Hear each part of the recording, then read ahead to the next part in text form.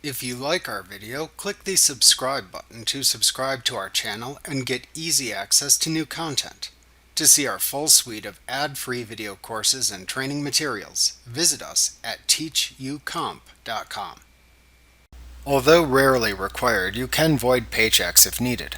Unlike other types of checks, voiding a paycheck affects tax and liability calculations and payments and is only performed as a last resort. Most paycheck errors can be resolved by correcting mistakes and reissuing the paychecks, or by correcting incorrect amounts issued in the next paycheck. However, if you need to void a paycheck, display the paycheck you want to void within the Write Checks window, or select the paycheck to void within the appropriate checking account register. With the desired paycheck to void displayed in the Write Checks window or selected within the appropriate account register, select Edit, Void Paycheck from the menu bar. Then follow the instructions shown on screen in any message box that appears. Remember to click the subscribe button to see more of our videos. Get ad-free courses at teachucomp.com.